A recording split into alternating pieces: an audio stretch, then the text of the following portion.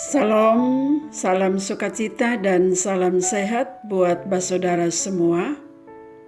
Menyambut hari baru yang kita terima dari Tuhan. Saya ajak mari kita angkat pujian ini. Terima kasih Tuhan. Kita nyanyi bersama.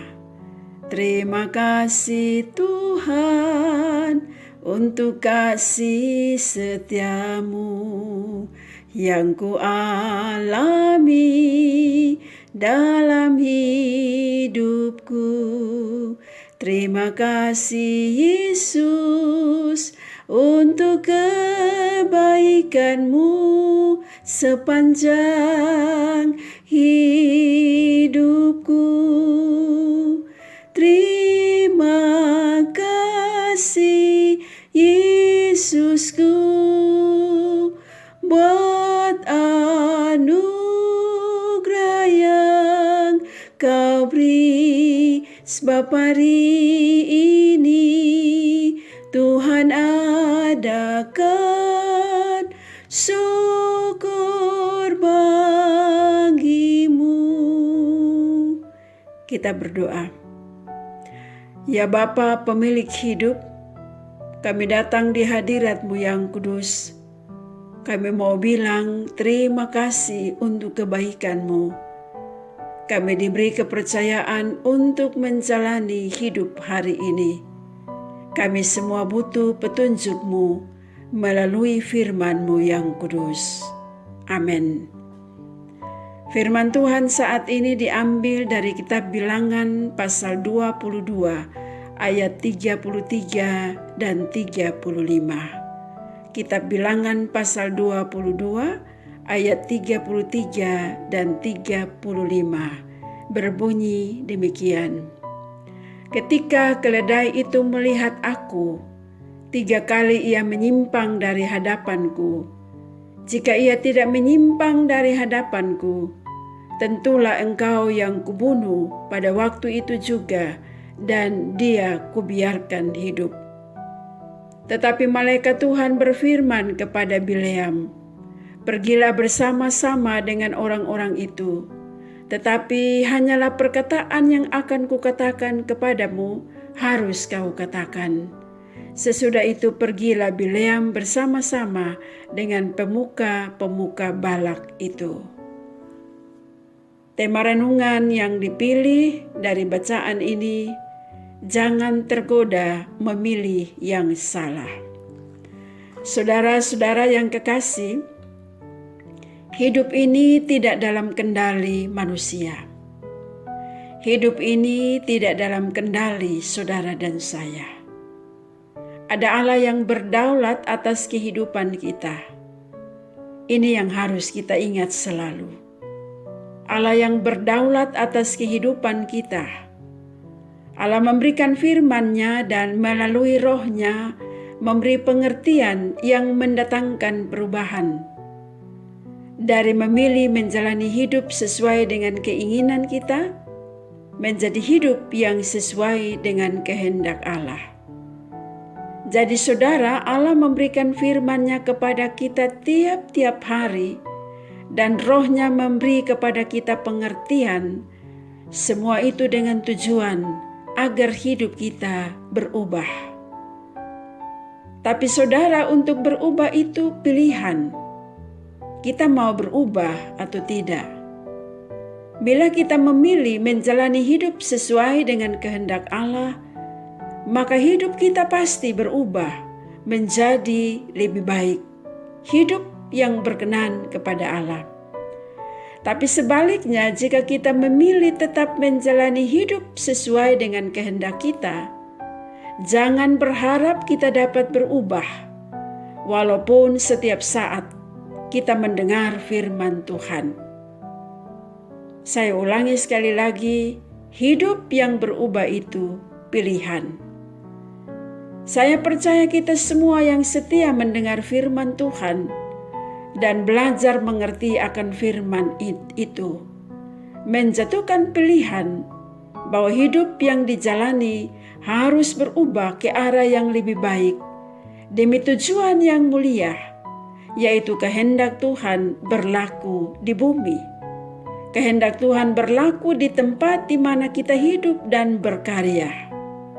Kita ingat isi doa Bapa kami, jadilah kehendak-Mu di bumi seperti di sorga. Saudara-saudaraku yang saya kasihi, sekarang apa yang harus kita lakukan agar melalui hidup kita kehendak Allah dapat berlaku di bumi, berlaku dalam rumah tangga, berlaku dalam dunia kerja kita masing-masing. Mari kita belajar dari kisah Bileam, sebagaimana yang tadi kita baca dari kitab Bilangan pasal 22 ayat 33 dan ayat 35. Saudara-saudara, ada 4 hal yang bisa saya bagikan kepada kita semua. Bagaimana kehendak Allah di bumi ini juga berlaku melalui hidup kita masing-masing. Bagaimana supaya kita tidak tergoda memilih yang salah. Pertama, jangan memberi ruang untuk mempertimbangkan tawaran yang jelas-jelas bertentangan dengan kehendak Allah. Dengan kata lain begini, tawaran-tawaran yang tidak sesuai dengan kehendak Allah harus dengan tegas ditolak. Jangan ada pertimbangan. Sebab kalau ada ruang untuk mempertimbangkan tawaran-tawaran yang tidak sesuai dengan kehendak Allah, maka bukan tidak mungkin, saudara, kita dapat tergoda memilih yang salah. Dan jika kita salah pilih, kita tidak berubah, sekalipun kita setia mendengar firman Tuhan. Itu yang pertama. Yang kedua, mari kita belajar dari hal ini, yaitu takut akan Allah dalam segala kondisi hidup. Sebab Allah berdaulat penuh atas hidup kita. Ini pilihan yang tepat dan benar. Hal takut akan Tuhan tidak boleh ditawar-tawar. Tidak boleh ada pertimbangan. Hidup harus takut akan Tuhan. Ini bukan pilihan yang salah. Hal yang ketiga, janganlah berusaha mencari kehendak Allah hanya untuk membenarkan apa yang kita inginkan. Sebagaimana Bileam, dia berharap Allah dapat berubah pikiran. Dia berpikir Allah dapat dibujuk, seperti ilah-ilah yang lain. Saudaraku, Allah tidak dapat dibujuk hanya untuk memenuhi keinginan kita. Bileam berusaha mengubah kehendak Allah sesuai dengan kehendak dirinya. Tidak bisa. Ini namanya memakai kedok rohani. Seolah-olah mencari kehendak Allah, tetapi tidak untuk patuh pada kehendak itu sendiri, melainkan untuk membenarkan diri.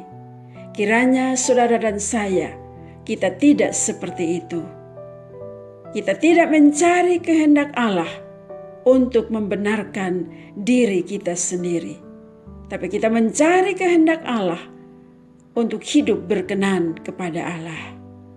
Yang keempat, mari menjadikan diri ini siap dan berani menjalani kehidupan sesulit apapun, karena Allah berdaulat atas kehidupan kita. Kiranya firman Tuhan ini memberkati setiap telinga yang mendengar, hati yang menerima, dan hidup yang mau melakukan firman Tuhan. Amin. Mari kita berdoa. Ya Bapa, kami mengucap syukur buat firman-Mu yang telah kami dengar. Roh Kudus menolong kami menjalani hidup ini dengan dituntun oleh firman-Mu, sehingga kami tidak tergoda memilih yang salah, yang tidak sesuai dengan kehendak-Mu. Berkatilah hidup kami, rumah tangga kami. Berkati pula tugas dan kerja kami sepanjang hari ini. Dalam nama Tuhan Yesus kami berdoa. Arahkanlah hati dan pikiranmu kepada Allah dan terimalah berkat-Nya. Damai sejahtera Allah yang melampaui segala akal akan memelihara hati dan pikiranmu di dalam Kristus Yesus sekarang dan selamanya. Amin.